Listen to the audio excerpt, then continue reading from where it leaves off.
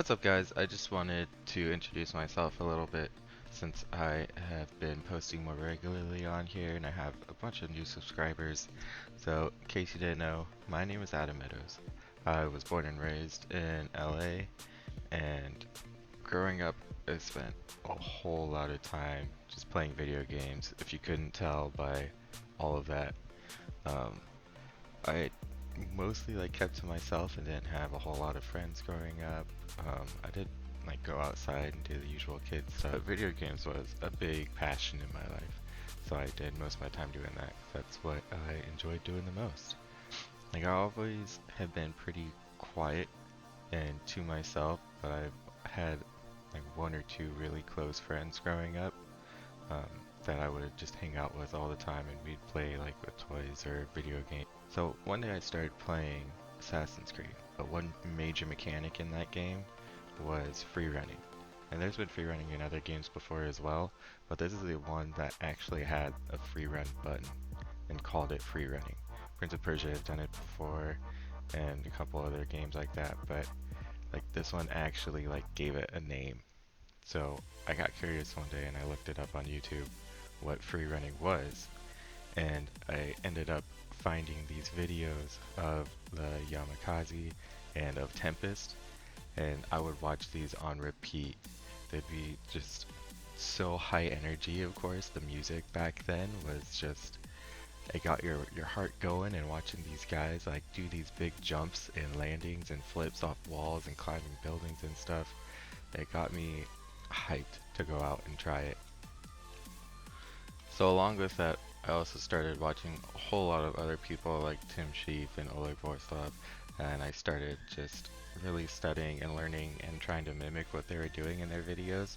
So I'd go to a park that was pretty close by that I could walk to, and I would just climb and run up the walls and just climb over these benches by myself.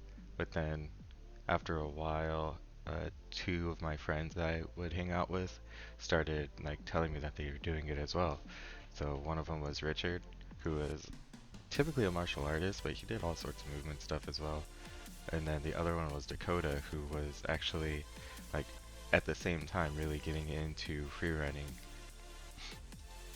So we would go out to this park and we would train all the time, and we would record ourselves, and I'd end up editing them together. And this was the first time that I would start to edit, and we made our group called RJC, or Run Jump Climb, and we would just record ourselves on the horriblest quality camera. I don't even know where I got the camera from, but it's pretty horrendous, and I made some pretty bad editing points, changing color and rotating the whole screen. But it was pretty. I thought it was pretty cool for back in the day. And then we started getting a couple more friends into it. Like my friend Matthew and Sammy would start doing it, and because we would be training so much at school, then we would start introducing even more people who would want to get into it as well, Charles and Harrison, and everyone just thought it was cool. And some of them can actually do wall flips and stuff, but we're still interested in trying to learn all of the actual parkour things, like getting over things and climbing up things better. So eventually, my friend Dakota found these guys who called themselves the SuburbanNinjas, and they were teaching classes at a local park. So we decided to go to them. They were charging 20 bucks for these classes, and these guys were pretty awesome. They did, looking back at it, they did a lot of gymnastic stuff, but their parkour was still really good because they had so much more strength than we did as a bunch of kids who just played video games. But they were actually trained gymnastics during their life, so they were strong enough, and they're also a couple years older than us too, so they were in the game for 2 or 3 years before we even started playing. So back then, they started holding these parkour classes, and they would do it at Santa Monica Beach, right on the greens. Before, there was a whole bunch of people who would go there, and they would teach classes there, and I met a lot of cool people there, but mostly I would just go to the one that they did in the city that they lived in the Antelope Valley, which was Palmdale. So I would go to those classes a lot, and we would learn all the basic vaults and climbing, and it was just so much fun. The blocks that they made were all homemade. They made them themselves, and some of them are really big. Like I had to first learn how to Kong over something that was like my chest height. So they really challenged us, but it helped us a lot. And yeah, just having this whole environment and meeting all these new people. So the main team that took part of the Suburban Ninjas was Jeremy, Matt, Robbie, and Alex. Those guys were the ones who I would consider my teachers. They were my mentors. They like taught me about all sorts of parkour stuff and flips, and eventually some of them started like not being there as much. Robbie ended up moving to LA, so he wasn't there that often. And then it was mostly just Matt who had a lot of free time, who put a lot into trying to teach other people parkour and kind of spreading that knowledge. And then the other two, Alex and Jeremy, were there every once in a while too, teaching us a lot as well every once in a while. But it was really like Matt who I would just like latch onto and who would like teach me so much, not only about just parkour, but eventually he would teach me about just like body awareness and editing. And then back in the day, a lot of people were trying to get into stunts at that time too, so he would just tell me all these stories of everyone like going to auditions and just trying to do these backflips at these auditions in the smallest rooms, and like trying to just like hanging out with your friends at these auditions, and it was the best. So he would teach me a lot. Um, and that would not be the end of the mentorship. I still talk to him to this day, so there's gonna be more stories about that later. So next in my journey, once I started getting way more into parkour, I was training parkour for about a year back in 2010 before I started taking those classes. It was maybe less than a year. And then I would take those classes and my progress would just skyrocket. So a couple of months after doing the classes, Matt and Jeremy would take me to White Lotus back in the day, and I would just train parkour there. They had all these awesome bar setups and these cheese wedges, and my favorite was the lache bars. I never saw anyone on them really, so I was always taking advantage of any empty space because I didn't want to be in the way. And I would just do these huge laches and all these big cat jumps and cranes. Those were my specialties when I was first starting. And then I got my first pair of parkour shoes, because at this time I was just wearing like regular slip-on Vans, and that was the worst. That's probably what contributed to a lot of my pain now as an adult, was just bad shoes and bad technique for that whole year before I had the training. That's why training's important. So I got these shoes and they're amazing. They're the original KOs. So that was a big game changer, having those shoes. I just felt a lot more comfortable with everything. So I would go to White Lotus and train with everyone quite often. And then eventually Tempest started opening a academy of their own. So it was the Tempest Freerunning Academy. And since I've been in it for so long, and Matt had all sorts of connections too, that we would hang out with the people who lived in like the valley, and we would go to like all the Tempest guys' houses and stuff and hang out. I was still a kid, so I was like, this is crazy and all that. So I would just like follow Matt and just like keep quiet and kind of like learn and from my environment and like listen to all these guys' stories and everything. We ended up going there early so we could help them set up and everything and get everything ready. And then I was just there the whole day, just roaming around, meeting all these crazy people. And again, at this point, I was still really shy. So I would be there and just kind of be like Matt's shadow. I would talk to some people here and there, some people that I like knew already. So I would really just like kind of migrate towards the people I already knew and trained with, but just like looking around and seeing everyone training at this awesome new facility with just it was the best. Like it was probably one of the best days I've ever had. And it was so cool to see all these trickers and free runners and gymnasts and break dancers and like everyone just like be there together and like training together. Was watching everything, and I was usually like I try and get like the high areas to kind of get a good bird's eye view of everything to watch. So in some videos, if you look, you could see me just like in a high spot watching. Um, but just like seeing all these guys doing all these crazy tricks, and then I was so happy at the end of the Tempest Academy video that I have everyone say Tempest TV. I'm just like in the back, just like saying it.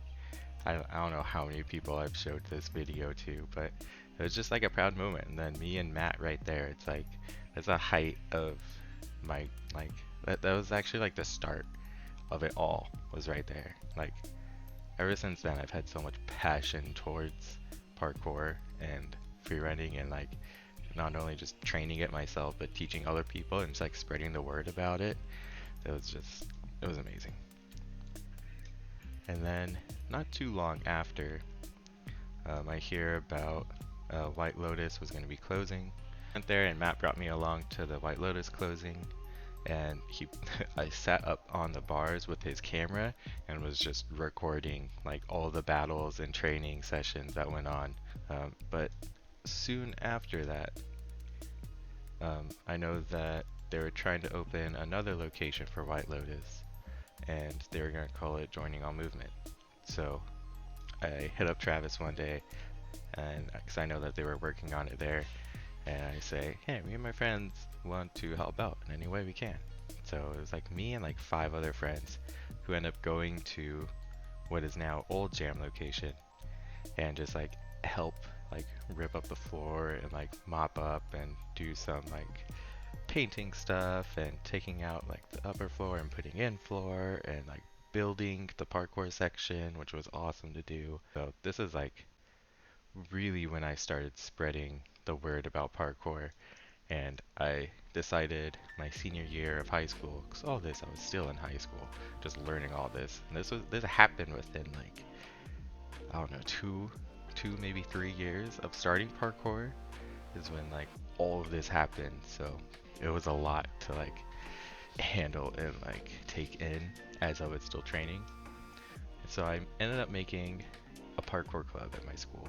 I don't know how I did it. I don't know how I got it made, but I somehow convinced them to let me have a parkour club, have a bunch of kids learning about like jumping off walls and jumping down on big heights and everything. But I did it, and it was crazy. We would go to the classroom after school. I would carry my big laptop all day, and then I'd set it up on the projector, and I would have a bunch of videos saved that I would just show class. And it was amazing. We'd just sit there, lights off. It was like I had a presentation like every week for this club, just showing people awesome videos that I would find from like Pasha and all those guys, and then to all the new Tempest videos and like anyone else who I would see. And it was a lot of like a lot more David Bell videos and Sebastian Foucan videos were showing up. So I would just like give the history of parkour, and then we'd go through and review some clips, and then I would talk about some tricking and breakdancing in there too, through some of those videos to just like, it's important to find your own style. So I would just like give them everything they needed to get inspired, and then we would go to the park and we would go and do it. So after we'd watch all those videos and we went to the park, then we just trained. There were some kids who were like freshmen in high school too who would join us, who were crazy because they would be like throwing flips off of trees and everything, and I'd just be there trying to teach them like all the vaults and like rolling safely and just everything I had learned up to that point. I just wanted to share with everyone else. And then eventually we also were able to put on a whole performance for the parkour club, and it was pirate themed, and we were all trying to chase down this gold. We were 2 separate like pirate teams trying to get it, and there was like some fight choreo, there was a whole bunch of parkour and running and some stunts and everything. It was quite the performance. We actually had to like rehearse it multiple times. One of my friends did the whole music for it, like a whole remix of this song, and it was so much fun. We had to do it 3 times within like 2 hours, and it was so hard to do, but at this point it was my first performance, like in front of a live audience, and like remembering choreo and timing, and it wasn't even that much to remember because a lot of the time we just had to make sure we didn't hit each other on our way back and just keep going like in our spot. But it was what started like a performance career, what like helped me realize and helped me get over my shyness a lot, was with this new group of friends that I had, and just like having fun and showing off and like focusing and doing what you need to do and putting on like a show and having fun. So not long after I made the club, and I had met some other guys who I've always known about in school and hung out with, but we would like not really hang out all that much. So eventually we would start hanging out more because they wanted to learn more about parkour and get into it. So they were Tyler, Mike, Phil, Chris, Zach, Cameron, a bunch of other random people would join us, but the main group was Tyler, Mike, Phil, Chris, and Cameron. We were like, and Zach. They were like the six of us who were like the main guys. And we would hang out all the time at this point. Not only just doing parkour and staying up late, we'd be playing video games. We would do like everything together. Here's a quick picture of all of us. There's a couple other people like Tanner and Matt who were there as well, who would again hang out with us all the time. And then Richard would come out and hang out too. And we created a brotherhood, like in a family, amongst ourselves, and just hang out all the time, training, just partying at night, playing lots of video games, and doing all the like typical high school and like after graduation high school stuff. So eventually we would start training more, and then we would all get together at some parks, and this was when things were like starting to die down. A lot of us were ending up having to get jobs, and some of us were in like serious relationships that we would put more time into instead of training or like hanging out with friends and stuff. So every once in a while we would get together like this and just like train and film it and just like hang out and have a blast. And there's been just so many people that I've met through the years, just like training and doing performances with, and just teaching and hanging out with because of Matt.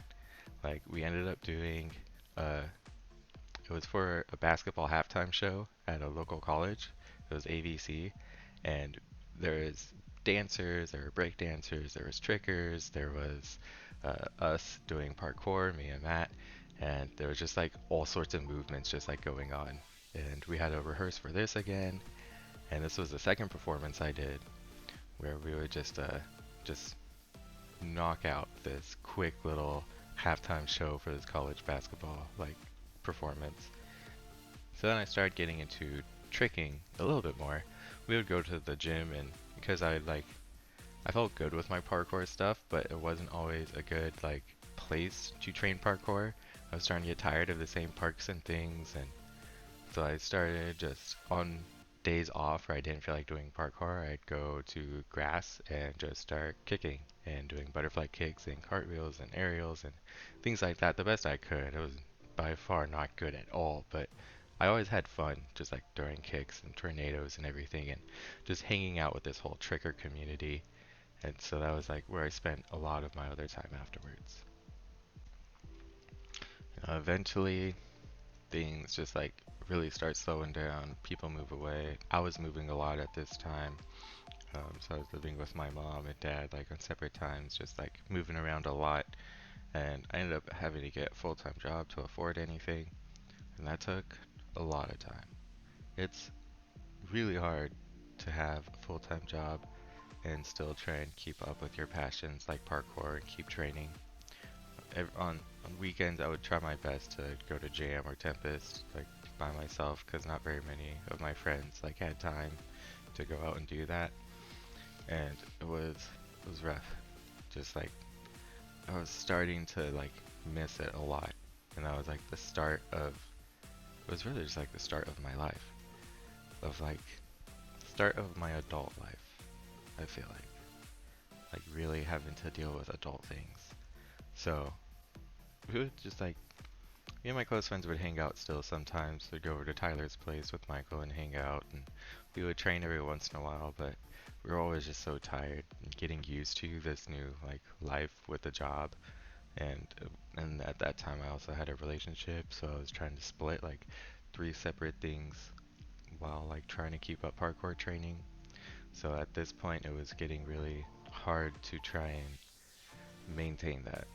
Eventually I started working a lot, and Tyler moved to Oregon, which I ended up following him soon after, and we would live together, and I ended up getting a part-time job trying to train, and it's still, even though I was getting good training in, it was getting hard to afford things, so I had to end up looking for another full-time job.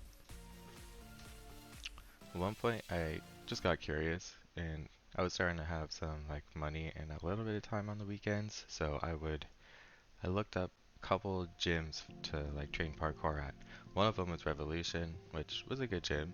There's a lot of cool stuff there, but it was different than how I normally train.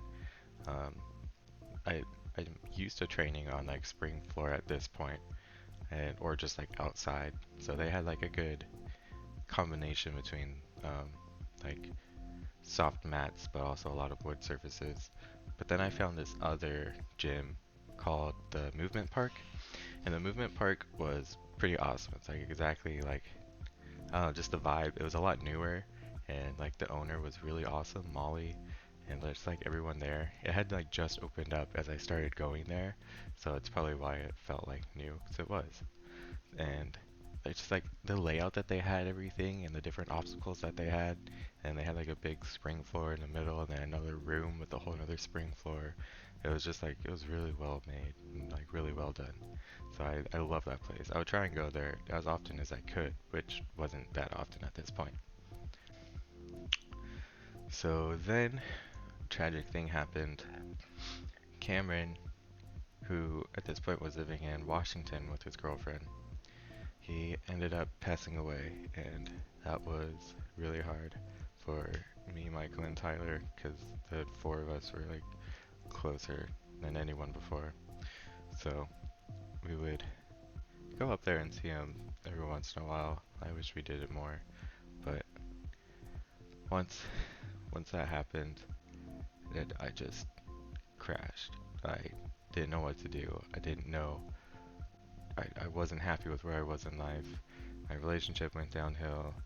My relationship with Tyler went downhill, and things just like, well, before that, my relationship with Tyler had gone downhill, and then this happened, and things kind of started getting back to normal, because a lot of other things happen. Life could be kind of crazy sometimes, but once that happened, I just didn't know what to do with myself, and I was very depressed and just like a really bad spot.